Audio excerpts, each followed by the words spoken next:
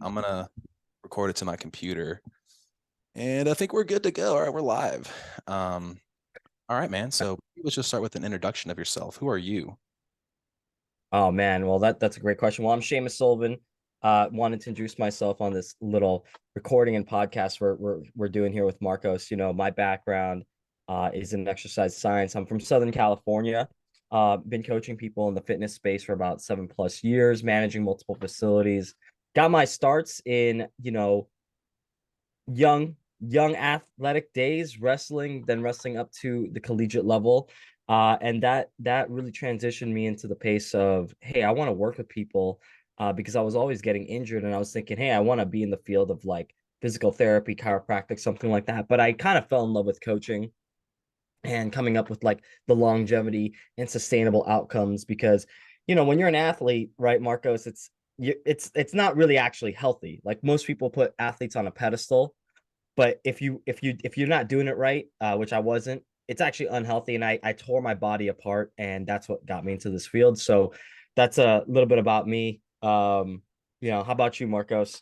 That's the damn truth, though. Injuring the body for the sake of sport. That's why we're here, right? Um, Yeah. yeah, Marcos Rivera is my name. I am have a similar background to Seamus. I've been coaching nutrition for 8 years, primarily online capacity. I've actually preferred trying to get more in-person people, kind of counter to what most people do these days. Yeah. Because there's a level of community that I really fell in love with when I started CrossFit 10 years ago. So going back to my roots, man, and there's just something that feels right about that with the coaching that I'm trying to engage in. I use technology as, I'm technology based, but not technology bound.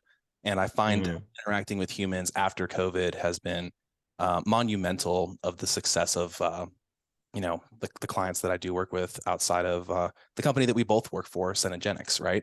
Uh, Yeah. and outside of that, I mean, I competed in CrossFit for a number of years, have my share of injuries as well.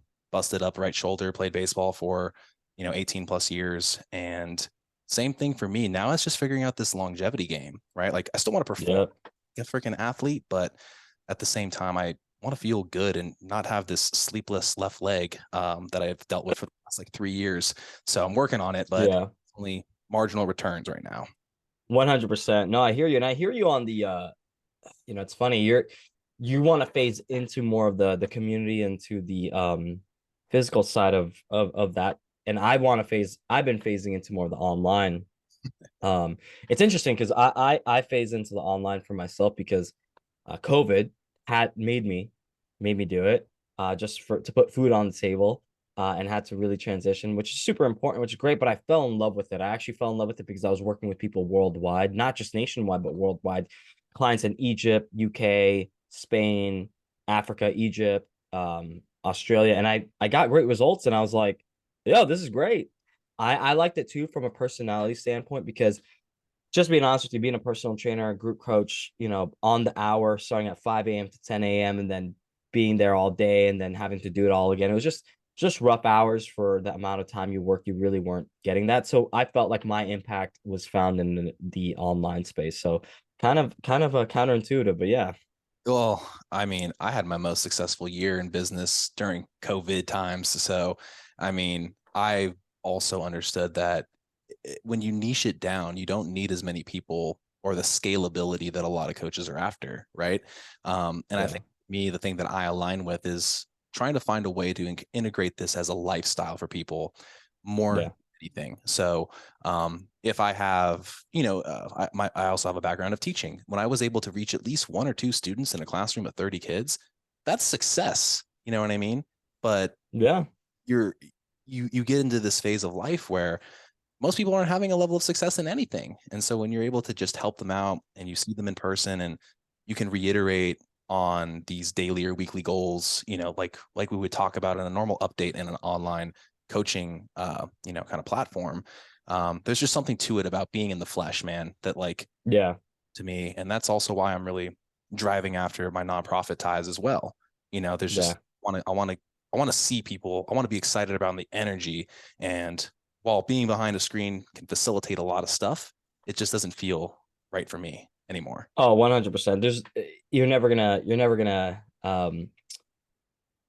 gonna replace that type of connection. There's no better connection than the struggle of actually really being there and doing it together.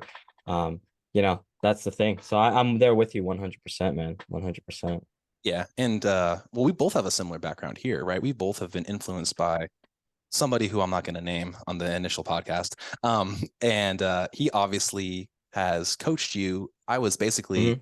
I was a mentee in the beginning. I was one of the Yeah, first. yeah. I basically was like the beta child of the coaching coaches class, right? And he's now been highly successful in coaching numerous coaches, and Hmm. Hmm. so I think that because I broke ground in that phase and I was also simultaneously coaching CrossFit, I've learned very quickly that like that remote side means you don't have that like touch of being able to like call people out on their shit in person. And Oh, 100% you don't. you But I know, do want I do want to say one thing though. I actually just got a message today from somebody. okay. I don't want to say anything, but it was just kind of referring to the concept of like toxic cultures in a box or something like that. Sometimes, and I'm not saying this is your situation, but sometimes I've seen it managing gyms where the culture of the place could be very toxic. Not everybody, just maybe there's cliques, cliques in that space. Yeah. Um, and I don't got time for that because I'm just a positive person. So for me to hear other people kind of like take the time to purposefully put others down or really care about someone else's situation is really odd for me. I mean, the only person that I care about in terms of like their situation is like a client of mine because that's the time that I'm being paid for. But to care about other people in your social circle that you're like, oh, it should be like this. It's like I've seen that, and I had a message from a previous client go like, oh man, this person messaged me and they said something along the lines of like, wow, you know, they just said something along the lines like, I miss your positive vibes. But it's interesting to see how being in a physical place sometimes is it could be a little toxic because some people might be like weird or something like that. And this is not, there's no specific place, there's no specific thing. It's just kind of interesting. Just wanted to point that out because it was kind of on the cusp for me today. It was kind of weird. Yeah, one person's paradise is another person's hell. You know what I mean? Yeah. I feel like a lot of people would look at how you and I train and be like, that's boring. You're all by yourself. You don't have a group community. Yet we get in there at 5 o'clock in the morning and get it done. Right. Get it done. Yeah. And, Mm, it works for my lifestyle. And I'm not here to say yeah. that it's the perfect strategy, but I can remain consistent with it. And Yeah. the thing that matters most at the end of the day, right, is that consistency. But you're right. There's toxic cultures everywhere, and things can get clicky. Um, Yeah. it's human nature. I mean, that's what cults are, right? Like people have a Yeah. dogmatic view, and people believe them like it's gospel. Shit. Yeah. The most successful book on the planet is a religion, and that doctrine is being spoken by many people in many languages, and uh, Hmm. as a result, you can, you know, do you want to hear more about our Lord and Savior Jesus Christ, right? Like it, Yeah. and again, like I'm not an overtly religious person when it comes to, picking one like in particular, but I do believe in a higher power, a higher being, and I like listening to them 100%. be influenced by that. So clicks will Yeah. come. It's the nature of the beast, especially in communities where you have all walks of life. You have uber successful entrepreneur, executive person comes in with a benzo, or comes in but she's like, oh, he got dropped off by in a Bentley or whatever, and like walked out, and he was just dressed to the nines and like got into his CrossFit attire, and then you also have that Yeah. showing up in the Ford Focus, right? All walks of life coming in, Yeah. same mission, pushing themselves for an hour, and during that time, there is no status relative to finances. There is none. See, this is what I love about training. I mean, CrossFit's a great example of this. Is like as soon as you come into your workout clothes, you close those doors behind you. Like I remember some of the best CrossFit logos or something like that, or sayings was like, "Hey, you check your ego. Your warm up or like your max is like some kid's warm up. Like, and it's like, hey, it's 100% true. Everyone is pretty much underneath the bar, underneath the weight. Everyone's the same. We're all human. We got to squat it. We got to push it. We got to pull it. Whatever it is. There's no better glue than struggle together. It doesn't matter what walk of life you in. I remember being on a team like you said. It's those are times you're never going to get back. So yeah, 100%, even though there's cliques and things like that, it's Oh yeah. training together. It's probably one of the healthiest things to create some healthy bonds. And I would be lying to tell you that I wasn't a part of the athletic or the competitor clique. Everybody's like, Yeah. bother those people. They're in there for training for regionals and the highest level that they could possibly get to. And it's okay that we identified like that because our clique held each other together like glue. We showed up every Yeah. bigger purpose in mind for 5+ years. You know what I Yeah. mean? Yeah. A long ass time to just be training with the same six core people. You You know, got to be after it. Yeah. You got to grit your teeth. It's a long time. I look back in those days, man, and I'm like, God, I wish that we could still do that. Granted, one of those people has now passed away, other people Mm, moved, right? That gym doesn't even yeah. exist anymore. Like literally, you fast forward 5 years and stuff has completely changed. So, always cherish the moments and opportunities and like the environment that you're around because you may be in a completely different point, in no time. So, I mean, Oh, 100%. I'll be honest with you. So, guys, if you're listening to the podcast right now, Marcos and I work for the leaders in longevity. We work for Synergenics together. That's why we wanted to make this podcast as well. Was we work together. We're in that field. We're in the know-how of the cutting edge technology. But I just hit my year yesterday. I yeah, hit my year, and I've been congrats. yeah. Thank you, by the way. I've been journaling about this a lot personally, privately, but a lot has happened in a year for me. Not like a Dude, little bit, but like a lot. like a lot good, a lot good. Yeah, like I Of it. remember People COVID being the epithesis of like the antithesis of my life, thinking like, oh man, it's over. I'm a trainer, like I've got to go online. I'm working all these hours. I was just stuck at home. I had a few passings during the time of COVID, one my grandma, and then like my dog, and then like my girlfriend's grandma. And it was just like COVID, that 2 year span of the lockdown was a horrible time.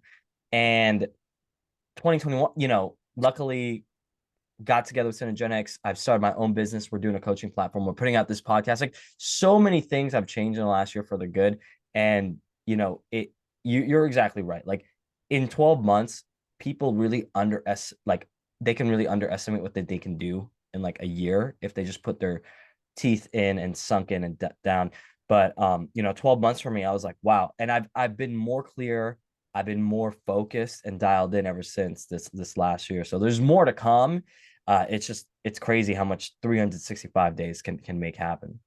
Dude, yeah. I mean, shit, we were flying to freaking San Francisco together. Well, not together, but we met in San Francisco about a year ago. And, I was actually, potentially on my way out of the company because of certain Oh. certain opportunities that presented itself during COVID, right? Mm-hmm. The flip side of the coin. But actually during COVID, I got to the point where I had 5 clients, and the external, and then like something was like gifted to me. I mean, I got very lucky. I will admit it. Somebody needed a person who was supposedly going to be performance-based coaching, and I ended up Yeah. nothing of the sort, mind you. Yeah. Moms and people that I had a very hard time connecting with, and but I learned so much. Like it's invaluable the amount of things that have come up from being in a predicament that you thought was going to be one thing, and then constantly learning. And as far as I'm Yeah. concerned, no coach in the industry has solved the retention problem. It is damn near impossible because people are afraid of failure. Even myself, I would have check-ins that I wouldn't send to my coach that my other boss made me hire. I just didn't want to deal with the negative ramifications that came from that week, even though they weren't bad. It was just like, I'm tired of filling in this fucking check-in form. Like it's the same shit and like I recognize that. I know that it's necessary for the procedural part of coaching and moving forward, but God, it does become a little like an extra job, right? It is. Yeah, it is. I mean, how long were you with that coach for? I signed up for 6 months. So basically through we got through 6 months. I did Mm-hmm. phase. So I put like 4 months into like muscle gain, got up from like 210-ish to like 230. And then Wow. so 4 months to gain about 20 pounds of size. I won't call it purely lean. I did some DEXA scans during it, and I was constantly beating my head against the fucking DEXA machine because I'm like, why is my muscle mass not going up faster? It's a long freaking journey. When you're Yeah, it is. kind of reaching your genetic potential, there's only so much you can do. And I'm like, well, this number might just be me and my set point, but I still love training, so I'm going to keep it there. Then shifted gears at the start of the new year, like everybody else, and did a diet phase for 8 weeks. That's when Yeah. I quit coaching. We sold our house. We moved into something new.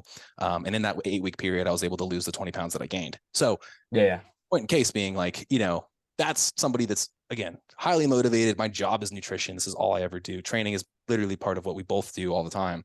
And I still had a Yeah. hard time being coachable. And, I learned a lot from that person, but Yeah.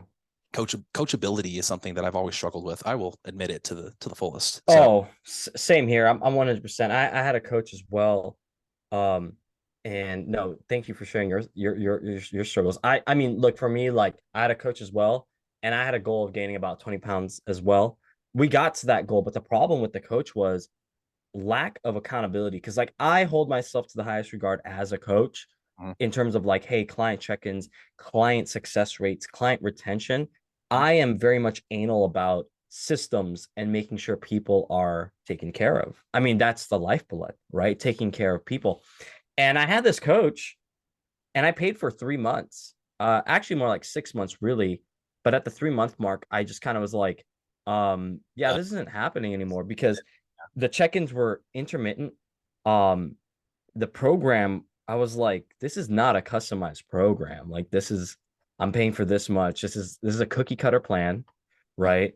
The guy's great, but I was kind of told like by someone inside the group and outside of it too. They're like, to be quite honest with this guy, because he's gotten so big on social media, you're just kind of an algorithm to him. You're not, this is not really premier coaching. This is not really one-on-one. This is cookie cutter stuff. And he takes like 10 minutes a week just to check in on you. Where yeah, with my clients, it's like every day, off here, weekly. Yeah. but like you spoke to something to me right there when it says like Yeah. clout, right? A lot of people Yeah. in this industry are chasing clout, right? Mm-hmm, They mm-hmm. want to be known as the person that gets the results or does all those things. But at the same time, you do get a watered down product over time when you're scaling to this massive level. Like, You how do. many Yeah. can you realistically handle on a weekly basis, right? Whether or not it is quote individualized attention, right? And that's also where your rates are going to reflect where you value your services. Right? Mm-hmm. Um, Yeah. that's also where, speaking to our part of this in the beginning, where I'm like, I want to move to something different. I only want to have a certain number of people. I don't want to chase 80 or 100 people paying a certain rate. I'd rather give them a higher quality product, give them that personalized attention. When I With deal less people. Yeah. with less people, absolutely. And when I deal with people outside of, Cinegenics or even in Cinegenics, I do the same model. I try to call people for a 20-minute call because you're Yeah. getting way more out of that. My time and my value, my expertise is, far easier to convey when Way they're more asking valuable. questions one-on-one versus a Loom video or an email and then an email response, right? Um, 100%. I literally, 100%. I literally feel for you because my coach would just send me an email. Granted, he had a great voice in email, typed out, it was eloquent, you name it. He took some. Honestly, I copy a couple of his stylistic things because I like how he did those things. It's like Yeah. Yeah. an up arrow saying like, and to further that sentence above, and I was like, damn, like that, I like that. I'm gonna steal that. I like that. Yeah. Little emojis. A I little, love like, that. little emoji thing, little flair. But then it Yeah. didn't feel. It did feel like it wasn't like again. It was kind of cookie cutter, right? Yeah. Um, Yeah. Well, I kind of want to segue a little here if we could, Marcos. Talking about clients. I know we were talking about ourselves more of like being a coach, but obviously this podcast, I want it to be more so being valuable to the listeners for in sure. terms of actionable things. So I want to segue a little bit because we're talking about coaching. And I think one of the biggest things we like to talk about coaching is one topic. And I think when this podcast drops is probably towards the end of 2022 and Mhm. into the new year. So I think one of the big things that clients think about is meal prepping. Um, but I think the big topic should be meal prepping on a budget, right? So we're talking about finances, things like that. I wanted to kind of get your take on this a little bit, but yeah, let's talk kind of segue here because we're talking about coaching clients. But how do we food prep, meal prep on a budget? What are some of your takeaways or some of the things you've seen among your clients? And then I could headway into that as well. So I love giving the analogy or the comparison of like your 1, your 10, and $100 buckets, right? So food prepping Mm, is always relative to your income status, right? It always is purely dependent on that. And yeah. as a result, right, like if you have individuals that are maybe executives, or let's say that they're coaches themselves, or they're just the person scraping by. You have to facilitate relative to those buckets first and foremost. So, Yeah, yeah. people can actually budget and save money by going to a meal prep company first and foremost. It might be 10 to 100%. $12 a meal. You buy in bulk, you use a discount code, you name it. And that is actually a cheaper option overall versus going to Chipotle and getting double meat, right? Yeah, exactly. I like that. So that's the first part of the conversation I always have. All right, what are we looking like? I don't ask them their income, they just kind of tell me what their jobs are. I kind of get a feel for it. And Yeah, yeah. I'm like, hey, like, you're wasting more time putting your food prep budget at the $1 mark. I'm like, you're putting money into, like, dollars, right? Whereas you could sell your time or do your service for $100 an hour or whatever that rate might be, or $100 an Yeah, hour. yeah. Um, and Mm-hmm. so that's the first thing that I usually talk about with clients, no matter where they're at in life. That ultimately matters more, because if they're like, well, since you put it that way, I am spending $200-300 a week in eating out, and Got you, got that's you. not crazy given, So it like, might be best for the audience that's listening to kind of take an audit of where they're at with the eating out, and then kind of look at, like, okay, how can I refinance this into a budget that's going to be for my goals in terms of the food prep on a budget. exactly, right? Because you also and then ask the question, do you like to cook? You know, That's a great question. so I don't want a food prep. Cool. There's services that we could provide, and if you're Yeah, looking for the bigger chain ones, you're going to save a little bit more. If you're using a local provider, might be a little more expensive, but you're supporting a local business. And I'm all yeah, about those local ties. I told you I want to deal with people in my community first and foremost before ever dealing with anybody on the web, right? Because yeah, those people are going to be looking on the web. Why not me be the person to go facilitate that? So yeah. that's a big thing of food prepping on a budget, because again, your budget dictates, or how much you're going to set aside dictates what you can do from the get-go, right? 100%. That makes that your budget, even if you like to cook, if you don't, things like that, super important. Now I'm going to go to the actual question, right? Like, but that Yeah, conversation should be happening. it needs to happen, that conversation. I do want to say, I'll if I can interject too, just because we're kind of going on the pre Mhm. food prep on a budget. I do like to want to interject here real fast. The conversation that I like to have with my clients too is, um, you touched upon what is your budget without asking them what their budget or how much they make, and then if they like to cook. I like to also ask or share with them, hey, how does your partner feel about your goals, or how does your family look upon your goals? Like, where do they fit in? Because Yeah. I think the biggest thing is, when you introduce change to a family dynamics and their food situation, you're going to get a lot of pushback. I've had clients where, let's say it's the mom that is the client, and she's like, well, I got to cook for the husband when he's coming home. Then I got the 3 kids that they have their different meals. I'm not a parent. I know you are, Marco, so you probably speak upon this. So I have to have that conversation with them of going, like, all right, yeah, like, what does that situation look like? Yeah, like, I'm asking you to food prep, but realistically, you're probably cooking 1,000 meals for everybody.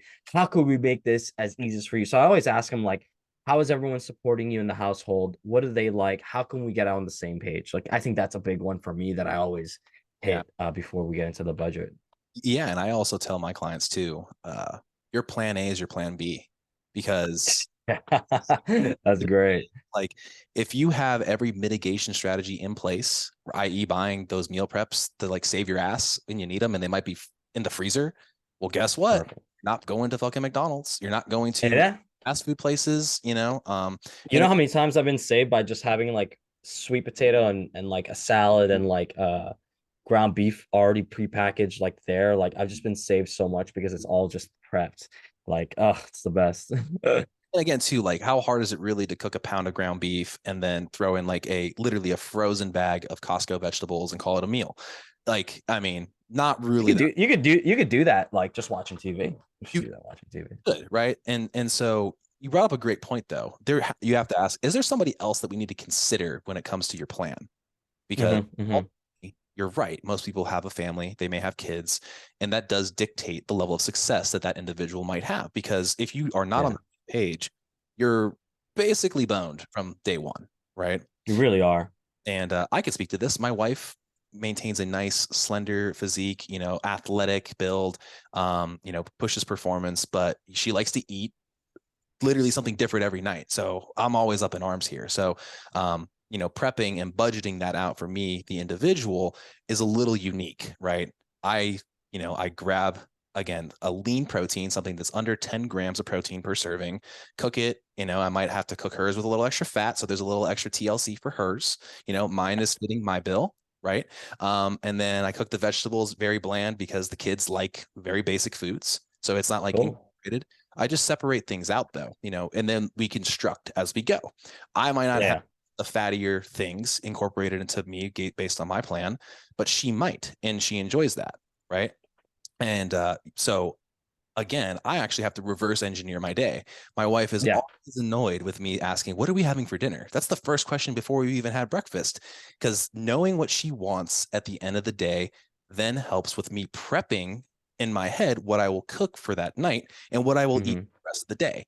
Now, again, Mm-hmm. I'm more Mm-hmm. experienced. I can pre plan after knowing what that is with a day's notice. And I also typically work Yeah. from home. So that is Yeah. unique. That's my That's situation. unique. Yeah. Yeah. Right. That's a really good one. I want to kind of put my situation there. I like that. Thank you for sharing that. And that might help somebody out that is, working at home and being able to do that. I'll kind of share with my situation how I food prep on a budget. I like to first off save a lot of time. So I'm gonna give you guys some statistics real fast. So to food prep for 1 week, it is actually 1 day of work. It is about 8 hours, right? Going to the store, prepping the food, cooking the food, storing it, and then washing the dishes. Probably 8 hours on a Sunday. Let's just say, give or take, right? Or throughout the week. That's almost a month, basically. Like if you're doing that 4 times a week to 5 times per week, that's pretty much a work week in a month, and then basically every year, that's almost a month and a half. Like that's statistics. That's just numbers. Mhm. So, and you're a math guy, I know, Marcus. So, with that being said, like I save a lot of time by just using Amazon Fresh. So I'd say not only is this a budget of finances, but it's a budget of time. You're saving a lot of time. You could do other important things with your time. So I tell people, look, like, why do we need to shop like for 2 hours? Go around the store, find what you want. Here's here's what you need. You need your proteins, you need your greens, and you need your carbohydrate sources. Put it on the Amazon checklist. Have it reoccurring. Boom, easy done, easy goes. Maybe mess with it every week a little bit. I have mine come on Sunday morning so that I could start cooking it that day. And that saves me a lot of time, saves me actually a lot of money because I don't have to drive anywhere, don't do anything. If you like the whole shopping thing and you're really specialized, I think the Amazon thing, the Whole Foods thing, it's really good. If you really need to, I'd say like try to find the good deals and try to find everything as best as possible, and keep it there. The next thing I do for me, is after I prep, I like to prep like on a for me on that budget is I like to prep, and this is one thing most people don't think about is a lot of food is wasted if you don't prep it accordingly. Yes. So like thinking about your budget, you don't want to have like money on the table that you leave aside where you're throwing out. I like to prep food for about only 2 to 3 days because by that third day or something, it's already like really like bad. So now you're throwing, probably a $10 plate of food a few times a week if you're not doing it right. Um, Your so face I like to prep. is showing, my friend. You said 2 or 3 days after a meal prep cook, you're only eating it, or are you saying you're only planning it for 2 to 3 days? I'm cooking for about 2 or 3 days. Yeah. Oh, yeah. Because I mean, yeah, like where my mom is like, it's been in here for 2 weeks. It's still okay. No way. No way. I honestly like if it's a few days for me. Look, my girlfriend's a registered dietitian. She is so anal about food processes and food things. She knows the science behind it in depth. I mean, I understand a little bit because she teaches me, but she's like, oh, if this is this, 24 hours, this, 5 hours, that. I'm like, what is this like a clinic? Like, what's going on here? But basically for me, you don't want to waste food, so I do that. If I try to be tight, and for myself, like yeah, I cook for me and my girlfriend, but for me, I cook for work, and when I go to work, those foods are ready to go and things like that. And lastly, when you're on a budget, when you food prep on a budget, the important thing here is to stick to the plan. I've had clients, I know it's gonna sound weird, but I've had clients food prep and then they just still go out and eat. I'm like, how do you do that? Like, how do you have food in the fridge and decide to just go off plan? And now instead of having that plate that they budgeted for, they're going out to happy hour or something like that. And it's like they're just not sticking to the plan. So now they're wasting more money or putting too much money into the thing. So really with the food prep, in my opinion, you gotta have a plan for a few days, stick to it and don't waste it. Just that's how to keep the budget consistent and save time by, you know Going to the store, instead of going to the store, go shopping online, and it It, saves you a few hours. it's like you said, it's like staying on plan. And people, when they do fall away from their prepped meals, it's the variance or variety that they are not getting. So you have to learn how to create variety with the prepped foods. So when I Yeah. do a similar thing, I'll cook a 2 or 3 day span for like my bulk meals, right? Because granted, dinner is a reflection of what my wife wants, but the rest of the meals are kind of up to me and my own, right?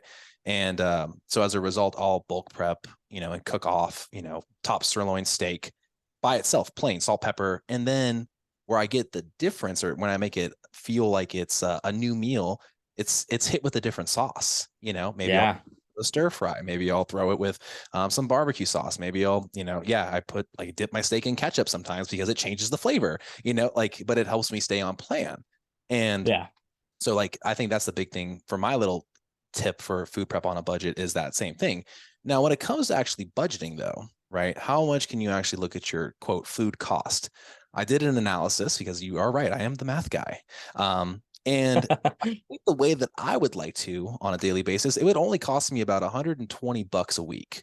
That's pretty damn good, I feel It's like. pretty damn good, actually. Pretty And damn good. typically eating like 3,500 calories a day. And So that's an expensive plan in the yeah, sense that like that's expensive in terms of caloric intake, yeah. Oh, it's and also about 250 grams of protein per day. So mind you, I don't really typically use a protein shake. So it does incur. Imagine that, guys. Okay, I have a hard time hitting 200 grams. So for the listeners out there that are like, oh yeah, I can hit these grams. Imagine hitting 250 grams of pure protein without using supplements. Supplemental protein. Yep. And Oh my goodness. about 2.5 pounds of meat per day, right? That's what it breaks Think down. about that, guys. So let's revert this though. So if I know I need about 2.5 pounds of meat per day, and I'm eating nothing but top sirloin, I do eat a lot of red meat. It's very lean. That is going to be an effective cost for meat alone per day of almost let's see, it's about $8 a pound right now. So you figure $20 if I ate nothing but top sirloin. Of course, I do not do that. But think about that. That's still an entire day's worth of protein from Whole Foods, $20. It's the essential cost of one meal at Chipotle, getting double meat, and it's only Yeah, maybe 50 grams of protein, right? maybe. Yeah.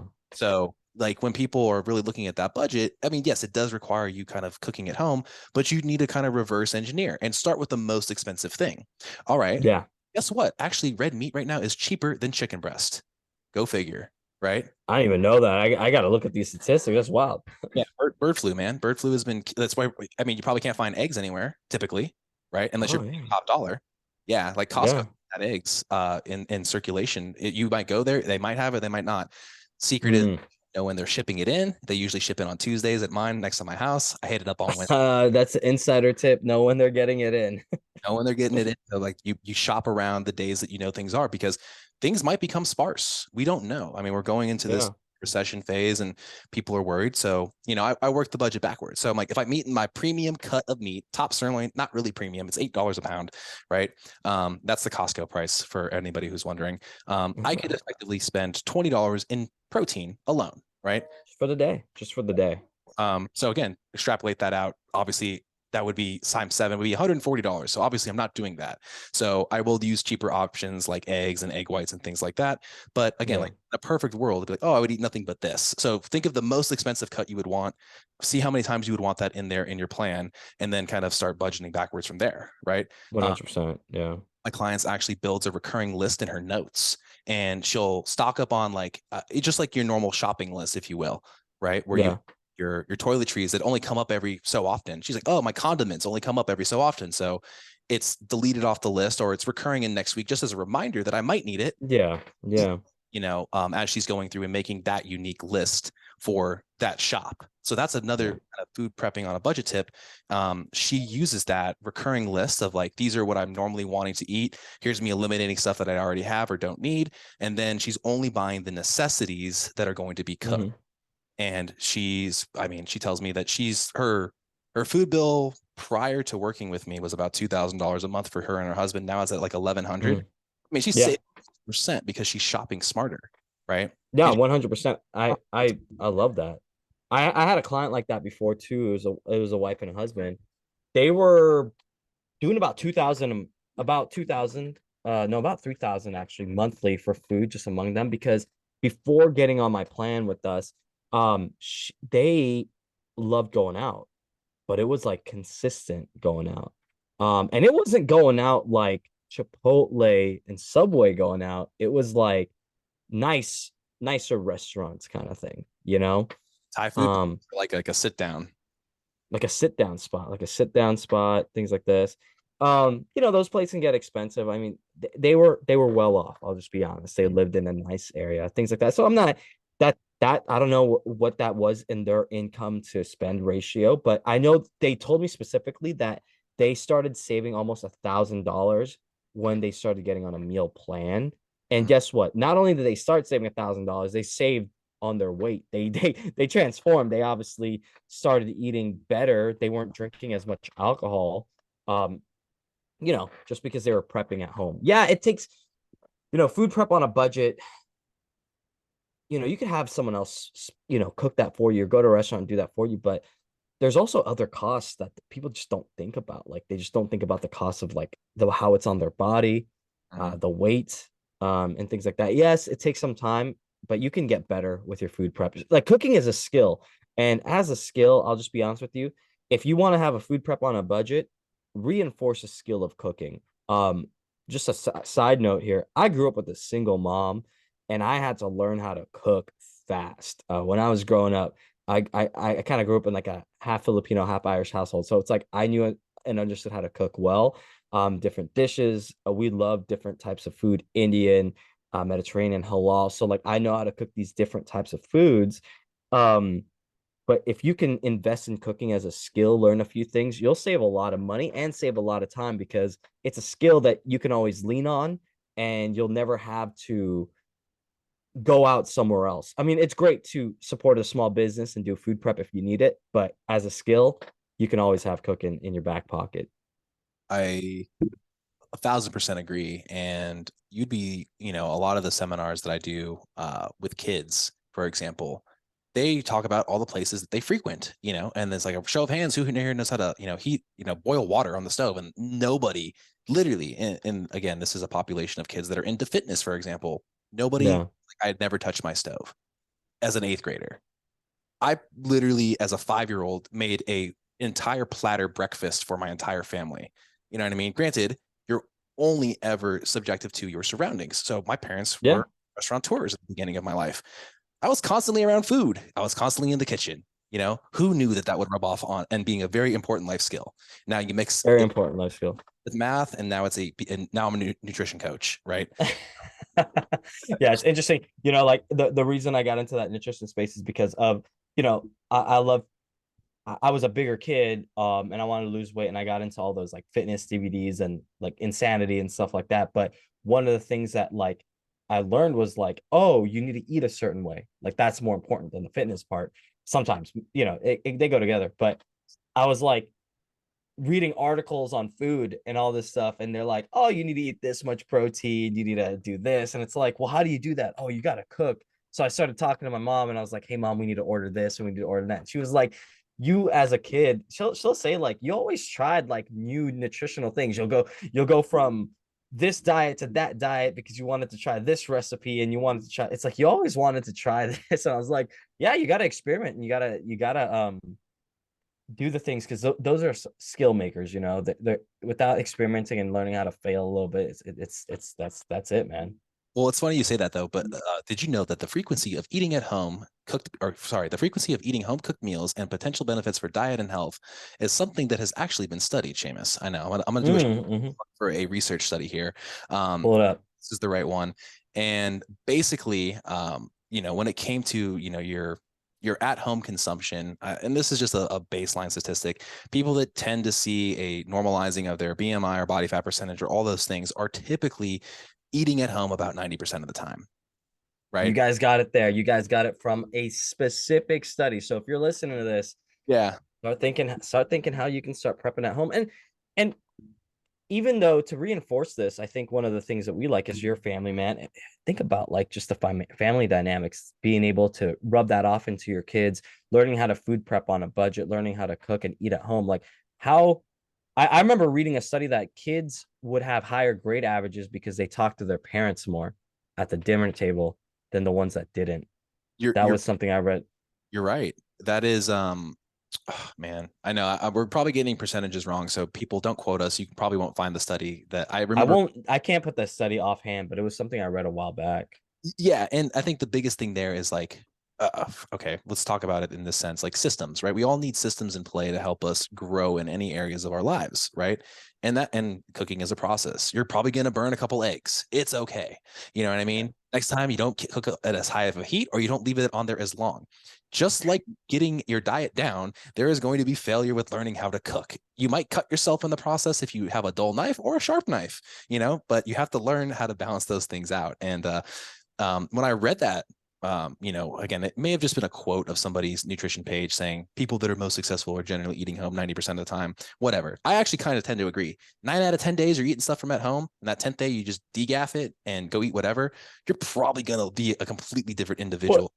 yeah, I mean, just think about the difference about you cooking it and you not knowing what's going inside, right? If you cook it, you're probably going to be like, all right, I'm going to use this much oil. I'm going to do this.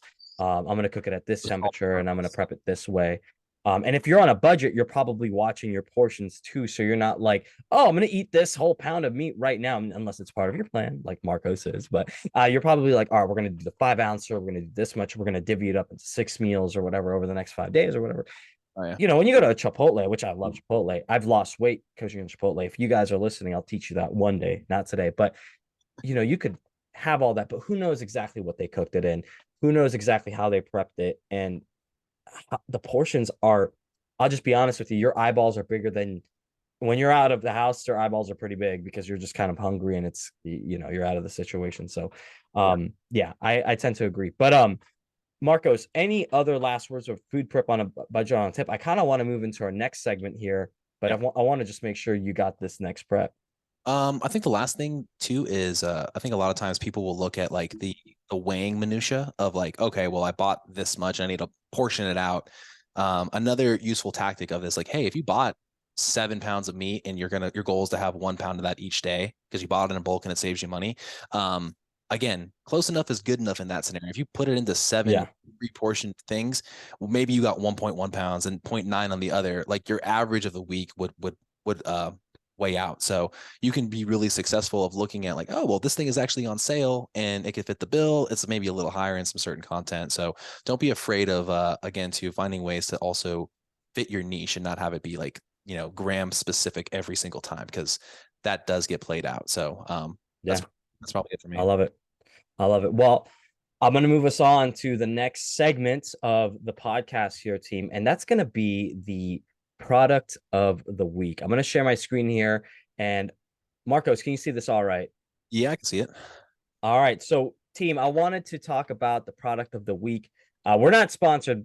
Hopefully, one day we'll be. We'll have that affiliate link for Whoops and stuff. But I want to throw out Whoop, guys. What is Whoop? Let's just do a real quick. It's a wearable.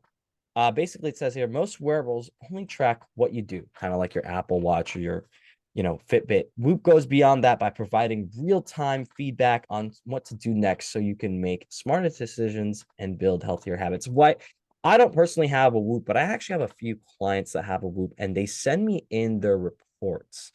And why I want to have this Whoop here is because of the basically, guys, the concept is it really monitors your sleep, your recovery, and your effort. And the concept I want to talk about is stress load. Okay. So Marcos, you can weigh on this in a second, but I work with so many high performing individuals, whether that's performing like high level Olympic athletes, because I've worked with those people, or just high level athletes, or just high level CEOs, high level, parents, high level people, just people that deal with a lot of stress. What I love about the Whoop, and I've been getting this from my client and their feedback, is it starts understanding their stress load. It starts getting them insights of, hey, this is how you slept. Hey, this is how you did with your stress throughout the day, and this is how recovered you are.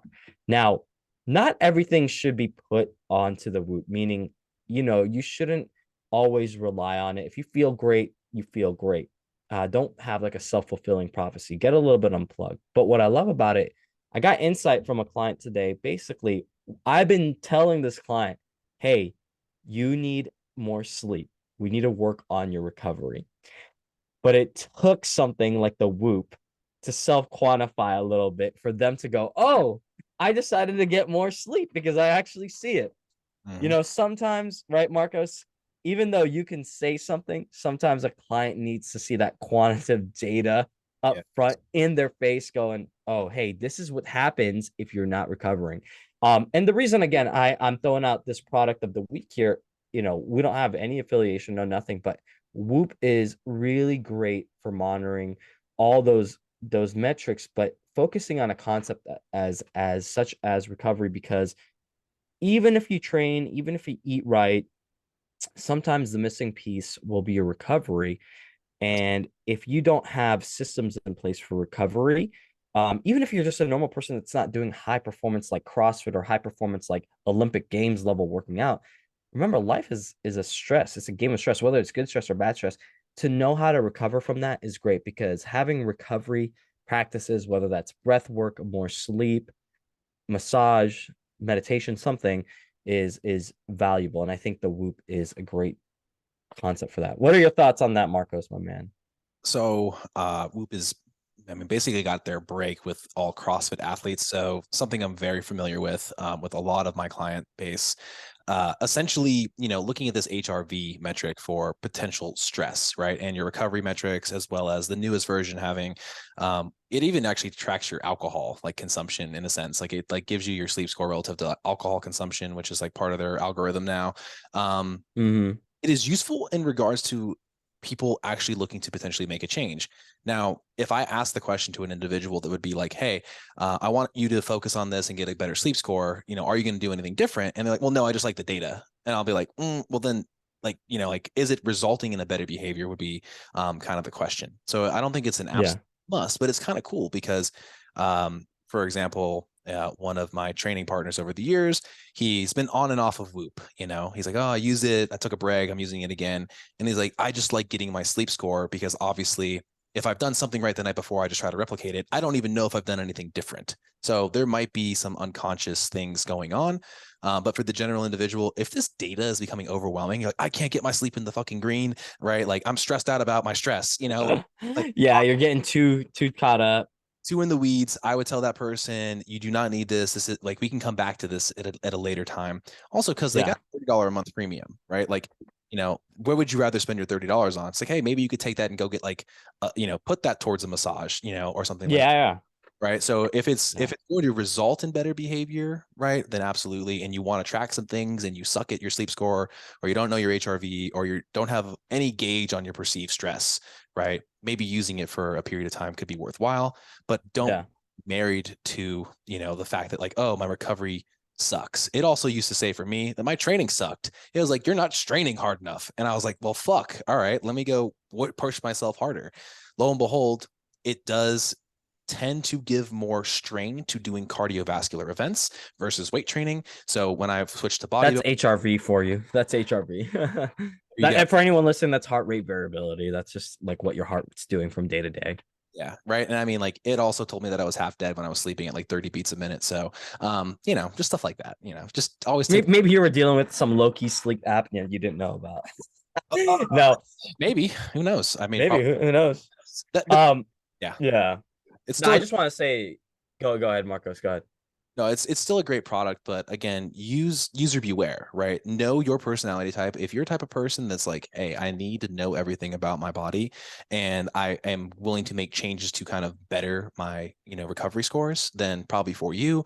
If you get overwhelmed by looking at something that is objective, and subjectively you feel fine, and it gives you extra stress, then probably stay away. Like just do the other tools that, Seamus or myself would recommend for sleep quality, and we will talk about that at a later time. So Yeah.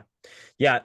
I appreciate that. What I like about just kind of the Whoop is what you're saying is just it just brings awareness. I think sometimes some people just need awareness in a different way.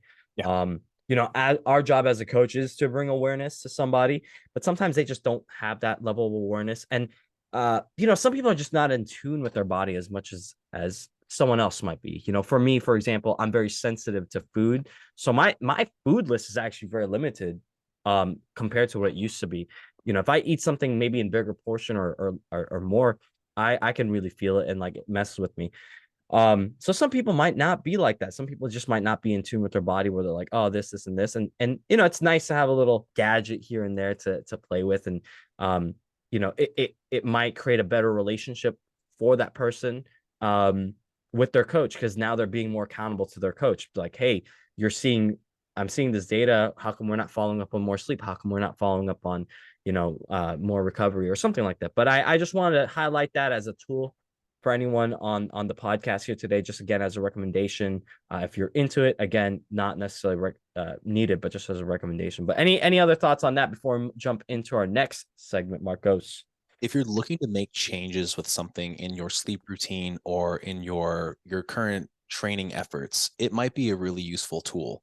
This for one of my athletes, when she incorporated a temperature controlled blanket, right? When she actually got the cooling blanket, she noticed it was massively improved and she had less wakes throughout the night, right?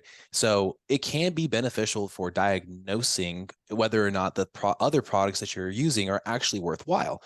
Her sleep Yeah, was, constantly at like, we'll say 80, and there was like a 10% increase, which could be worthwhile. And then eventually she's like, well, that time, yeah. I know objectively I got this score to improve. I don't need to, tether myself to Whoop anymore. But again, like there's a lot of cool things you can test with it. And you're like, oh my God, I am actually getting value out of it. And oh my God, my composition now looks better because I'm actually freaking sleeping. Yeah, and sleep is that. Just hate to break it to you guys, but yeah, you can make. They like to say like six pack is made in the kitchen, but it's also made in your sleep. It really is. Um, I appreciate those words, Marcus. This is really good. And talking about blankets, I could talk about that all day, but we'll have to save this for another time because I want to go into our next segment. We got multiple segments here at the podcast because we do want to make it entertaining as we come along.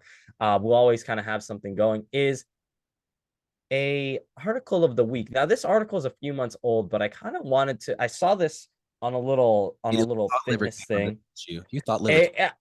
It, it was I did kind of think of Liver King, but I wanted to talk about this because here's the thing. Let's just look at the highlight here. You don't eat this in quotes. Haaland reveals bizarre diet behind Roaring City to start Man City career. Clickbait. So it starts off with the heart here and liver, and I know that the Liver King is in the news right now, but here's the thing. This guy was going, hey, Erlich Haaland of Man City, he eats some foods to ensure his body's imperfect, including heart and liver. He eats heart and liver. He consumes 6,000 calories a day, and he has a pre-match meal cooked by his dad for home games. And people are basically saying, wow, this is a bizarre concept. Now, for me, he defends himself. Well, you know, in the article, he says something along the lines of like, would I rather eat the meat? Says something lines like, he says, you, which are other people, don't eat this, but I'm concerned with taking care of my body. I think eating quality food that is local as possible is the most important. Most people say meat is bad for you. We've seen that in news, but which? The meat you get at McDonald's or the local cow eating grass right over there? I eat the heart and the liver. So for me, he makes a great argument because, yeah, maybe eating heart and liver, it's not necessarily something that is mainstream. Well, some people are making it mainstream nowadays. And I've had liver or had dissected liver capsules as part of a meal plan before. Um, it might be a little bit tough to say something about heart and liver, but there's nothing to me that's weird about it. It might be just a different practice. It's not bizarre. He consumes 6,000 calories. Like, that's an athlete right there. That's a world-class athlete. 6,000 calories. He's probably ripping through that like this. I mean, look at this guy's physique. There's people that eat like, 6,000 calories and can't be that lean. And he has a pre-match meal cooked by his dad. I'm like, I don't, that sounds like a great plan to me. The only weird thing probably might be the heart and liver. What's your thoughts on that? Well, I think you need to also talk about how, he's netted 15 goals at the time of the article in the season, which I'm assuming is quite a bit for the Premier League, right? So he's at the highest levels of competition for international football, right? As a result, I think nothing. Let's just put it this way: did you ever have a pregame ritual or pre-match ritual that you would do? Yes, I always had pre-match rituals. For example, I had to have my wrestling shoes in a certain way. They needed to be like tight, kept my ankles safe, and then I had a specific like warm up that I would do. Very specific warm up. And I basically needed to have a match before I got into my first match, if that makes sense. That's how intense my warm up has to be because my lungs, for me when I was competing, my lungs didn't really open up until about 45 minutes deep into a warm up, and then I would be perfect because you need to get those pre jitters out. And I needed to have one match before, so I had a very specific thing, and that was the only like really the way I could have like my best wins when I Yeah. was competing. What about you? Ah, man. So the season of my life, if you will, right? For baseball, I was eating a like home cooked meal of like lentils and brown rice. And I swear every game that I had that I was hitting a home run or two during summer ball. And so I didn't let up. I was relentless until obviously it stopped working, quote, you know what I mean? But I became very superstitious to meals when it started netting a net positive, right? Yeah, Um, yeah, he associates this behavior as like, well, if I keep my body in perfect condition, right, I'm probably going to perform really well. And again, I mean, soccer players or football players run like crazy. So 6,000 calories makes sense for nothing. scope of work Yeah. we're doing. And again, too, like honestly, it may not be normalized here in America to be eating heart and liver, but depending on where you're at in the world, that is like a daily necessity. It's a daily thing. Like a lot of people think about this like it I know probably right now Liver King's getting a lot of flack if you're hearing this right around. But with that being said, like heart and liver or eating other parts, like America's only one of the countries that doesn't like eat bugs for protein. And per gram, like bugs are actually pretty good for protein, which I know sounds weird, but like that's those are just one of those practices, you know? And one disclaimer: don't eat a bug if you have a shellfish or crustacean allergy because they have a similar profile for some of those types of Yeah. bugs. But also, too, I mean, when I grew up, and I had my traditional holiday meals with my Puerto Rican side, I got say, and typically it was goat meat. And one time they actually snuck in all the innards. And I was like, this doesn't taste like normal, right? Like there's just like a different texture, a little bit mealy, a little bit irony or tinny. Yeah. But you never know how something might be or the interpretation of it until you try it. So Yeah. nowadays, I look forward to that. I mean, that generation will soon cease to exist. And so either myself and my dad are going to have to go get a goat or a capro and figure out how to do this on our own. Cut it yourself. How did our Yeah. and again too, like to me, it's actually very nostalgic. So I hear this story and I'm like, you know what? Like shit. I mean, I could definitely see that if I grew up in a different part of the world, no problem. Yeah. I mean, actually, for me, I grew up, I'm half Filipino for those listening. I grew up in the Philippines the first 7 years of my life. And I've seen animals being cut, cooking cow and things like this. And it's like, yeah, like we kind of utilize the whole thing. And I've eaten like different things. I've even heard of my family member eating like a bat or something like that. I don't know if that's true, but like, I don't know if they turn into a vampire or something. That would have been cool. First, But no, like really, like there's different practices out there, and I think being open to them, and it might be bizarre for some, but for other people, like that diet might actually be whole. Because if you really think about what he's saying there, hey, I am eating locally sourced, yeah, grass fed, healthy meat, and some people will go, oh, that sounds gross. But have you looked at your McDonald's ingredients? Have you looked at those things and kind of seen what they've been going through and what their conditions are? And I don't try to demonize foods, but if you want to compare apples to apples, right? Let's just kind of, we could play at that game a little bit. So always different practices. Each culture has their own thing. And I think, a lot of these cultures you could look at, they're still relatively healthy. I like it, man. I give it a thumbs up. I'd be game for that. I mean, shit, I'd be happy to eat 6,000 calories a day and keep that physique. So That lean physique, yeah, he's running. I'm They're playing probably doing like 2 or 3 practices a day. Wild. wrong sport All these days. right. Our next and final segment, and then we can go into closing, guys. Thank you everyone for listening. And this is our first podcast, Marcos. This is great, and we definitely want to Yeah, maybe bring a in little the flair more. for. We're trying to figure it out, right? So, Yeah, we're playing it out. We're gonna see. We're gonna get your guys' feedback. We're gonna have other segments in here like Q&As and questions from the audience and things like that. But these are a few segments we wanted to get in: product, a article, And then this last one right here is the icon of the week. Now, icon of the week basically means for me is maybe a person, a popularity actor, actress, someone that's famous in the scene, but they are killing it with their fitness in life. I'm gonna give it to this lady, Michelle Yeoh. You'll probably know her from a lot of movies. Recently, Everything Everywhere All at Once, Crouching Oh, Tiger, Hidden Dragon, which is a she was classic. in that one. Oh yeah, so I do know who Michelle Yeoh is. Yeah, That movie was a trip. and my Seen that? Have you seen? yeah, and Okay, the Everything All at Once. I haven't seen it actually. I want to watch it. dude, you need to watch it.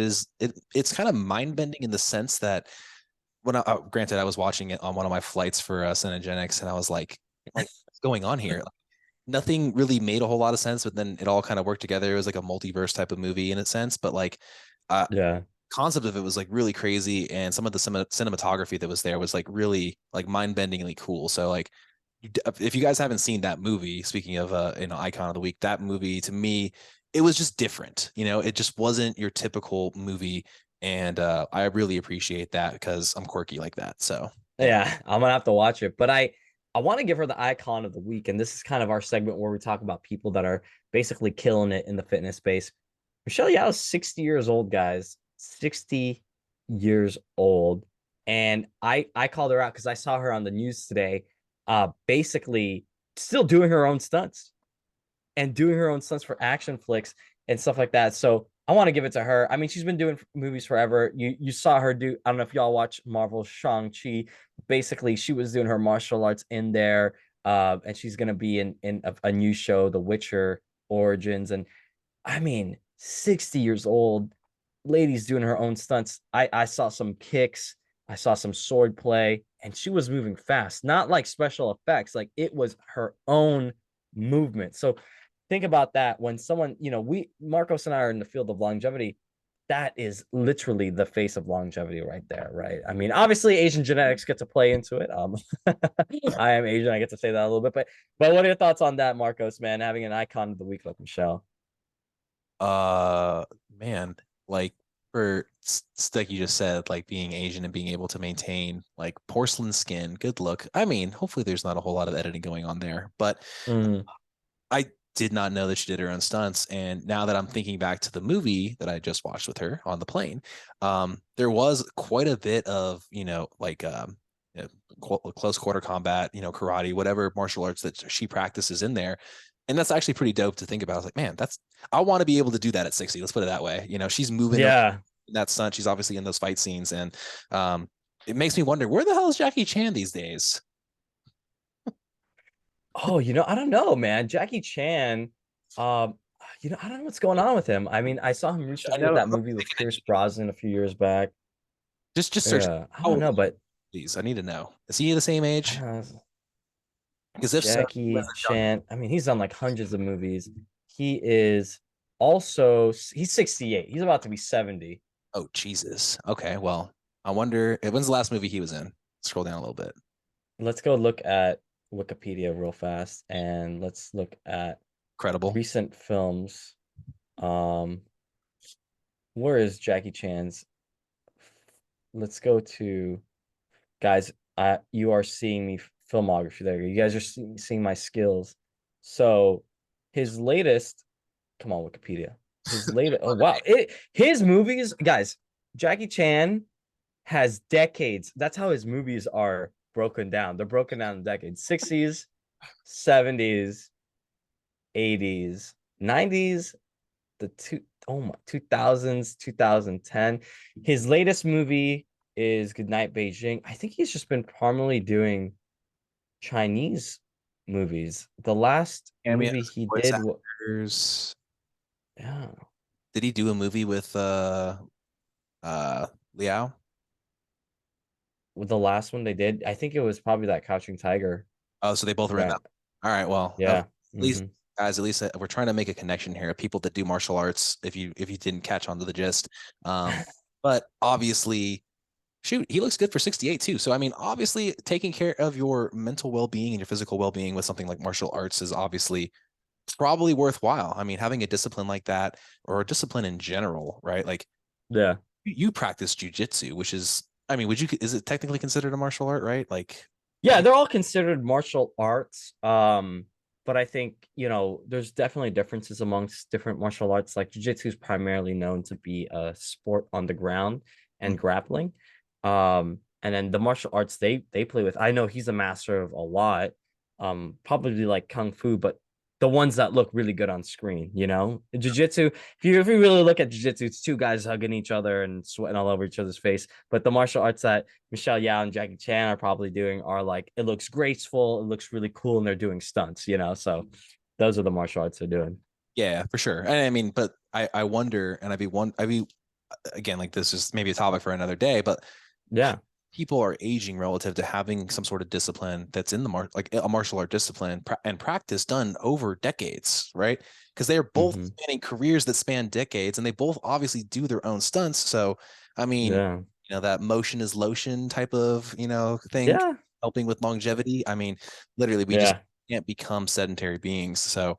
I don't know. That's what my head went to. I know, like you're like that. Her icon is doing her own stunts for you for this week's segment, but that's now it makes me want to go to the Hoist Gracie studio or the Gracie Jiu Jitsu down the street and start getting some discipline on. Uh, I'll be honest with you, just for the audience here, some of you might do jujitsu.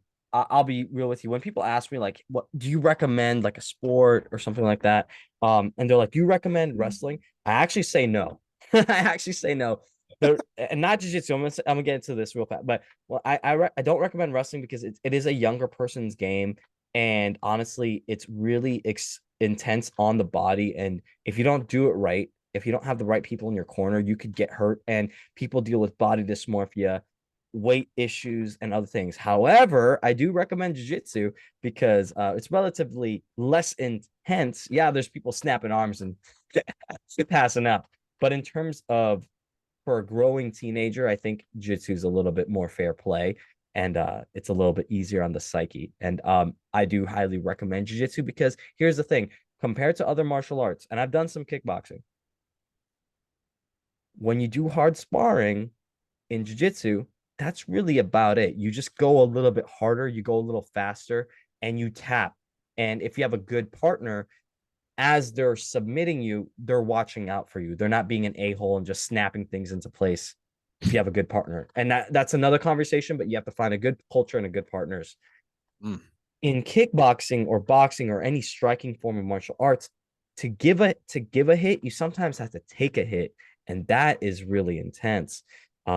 Whether that hits to the head and that hit is to the body, because I've seen it in my own where I've hit someone off off a counter and I didn't even hit them hard, but apparently they dropped, and I was like, I wasn't I wasn't trying to hurt you, but people can get hurt. So that's why I just say for martial arts sakes, jiu-jitsu I think is the easier version on the body. It's easier for everyone to get into compared to like getting hit in the face. I think I'd rather take that. Yeah, shoot. You're probably right. I feel like a grappling based one that's not requiring physical contact of like throwing a punch or a kick and absorbing damage, right? And in that scenario would probably be a better place to start. And Yeah, pick your brain about doing this with, or maybe I'll bring it up on our next topic. I've been wanting to we'll get definitely do it for sure. Zeke into some martial arts for the discipline purposes. Because I mean, again, like the Yeah. being able to kind of instill that into a kid that's again anything and everything is at his fingertips, right? And for those of you, again, this is brand new. My Zeke is my son, and I want to be able to instill something that will get him, to listen and follow cadences and sequencing. It's practically like dancing, right? And we know that dancing is great for your mental well being as well. So Oh yeah. those fundamentals and all those things. I might even do it with them. It's been years since I've engaged in a martial art. I think I was like 5 at the time. So 25 years later, and I think I'll be back at it. I think you'll find it's easier on the body.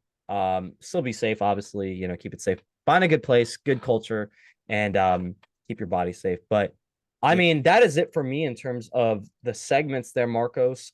We've gone through a lot in terms of this podcast. It's kind of introducing ourselves, um, Yeah. going over food prep, having our cool segments, and as the podcast comes along, team, and the audience gets bigger, we'll obviously have more segments and have more questionnaires and kind of interaction. Right now, I'm going to just kind of showcase a little bit of our goals with the podcast logistically, and Marcos can share upon them too. But our goal here is to just deliver value to y'all that are listening, whether you're working out, cooking in the kitchen, or just on a long drive. We want to give our insight and nuance in the field of longevity, fitness, nutrition, and performance space overall, and basically give actionable steps and things along the way. And then our goal is to build the community upon that. So be on the lookout soon enough for wherever you hear this podcast for links to a group, for things like that. We just want to give value. We're not trying to take anything. We just want to give more and make it happen. Marcos, anything on that? Yeah, we still don't have an official name. So if we even drop an episode, it's just our pilot.